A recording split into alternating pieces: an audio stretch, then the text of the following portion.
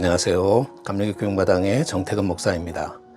전도란 한 영혼에 대한 사랑을 가지고 복음을 전하는 것입니다. 그런데 기독교인들의 전도에 대해서 전도 대상자의 84%가 부정적인 느낌을 받고 있다는 그런 여론조사가 있었습니다. 그렇게 많은 사람들이 부정적인 그런 반응을 보인다는 것은 큰 문제가 아닐 수 없습니다. 그러한 원인에는 상대방을 고려하지 않은 일방적인 전도 방법이나 일상생활에서 경험하는 기독교인들의 삶이 모범이 되지 않는 것도 전도 대상자들이 느끼는 부정적인 요인일 것입니다.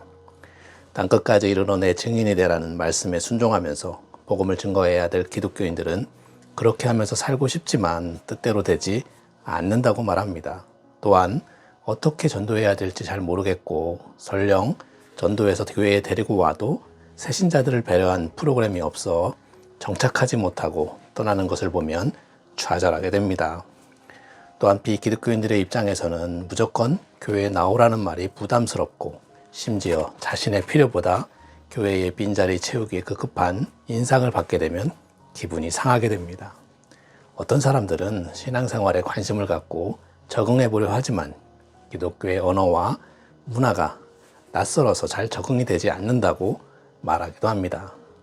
이처럼 전도를 하는 사람이나 전도 대상자나 전도를 부담스러워하고 있습니다.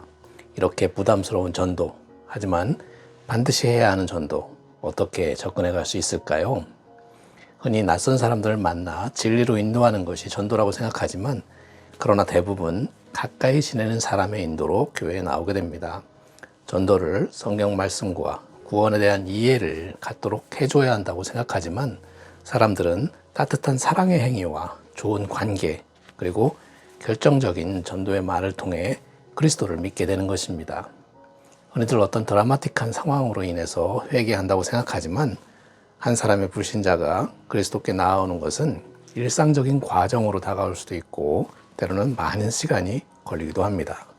그래서 전도하기 위해서는 그들과 함께 시간을 보내면서 그들이 복음을 들을 수 있는 기회를 많이 갖도록 도와줘야 하는데 이러한 친밀한 관계를 맺으면서 전도하는 것을 관계전도라고 합니다. 즉 이미 형성된 관계를 기초로 하여 복음을 전하는 것입니다. 예수께서도 인간을 구원하시기 위해 인간의 형상을 입으시고 성육신하신 것처럼 복음은 철저하게 상대방의 필요에 맞춘 맞춤형 관계전도, 성육신적 복음전도가 되어야 합니다. 그러기 위해서는 전도 대상자들을 철저히 분석하여 그들에게 맞는 언어와 문화로 복음을 전해야 합니다. 언어와 성별, 직업에 따른 맞춤 전도를 해나가야 한다는 것입니다. 이를 위해서 전도 대상자들이 좀 더 편안하고 자연스러운 분위기에서 프로그램을 즐기고 성도들의 섬김을 받으며 복음을 들을 수 있도록 기획해야 할 것입니다. 아울러 각 교회의 특성에 맞는 다양한 맞춤 전도 형태를 연구 개발해야 하며 그러기 위해서는 우선 각 교회가 가지고 있는 특성과 강점을 제대로 파악하는 일이 선행되어야 할 것입니다. 예수 그리스도를 통한 구원이라는 전도의 본질과 목적은 불변하지만 그 외 수단과 방법은 시대와 상황에 따라 전략은 얼마든지 바꿀 수 있을 것입니다. 맞춤형 관계전도는 양적 전도가 아닌 질적 전도에 포커스를 둔 전도 방법이라 할 수 있습니다. 근데 관계전도도 그렇지만 모든 전도 방법에 있어서 가장 중요한 것은 바로 전하는 사람의 모범적인 삶이 가장 큰 영향을 미친다는 것입니다. 전하는 사람의 삶을 보고 전도 대상자는 그런 삶을 동경하며 믿기로 결심한다는 것입니다. 아무리 좋은 복음을 전한다 해도 전하는 사람의 삶이 모범이 되지 않는다면 누가 그 복음을 받아들이겠습니까? 그렇기 때문에 가장 중요한 전도 방법은 성도들의 모범적인 삶이라 할 수 있을 것입니다. 이 세상에서 예수 그리스도의 십자가와 구원이 필요하지 않은 사람은 단 한 사람도 없습니다.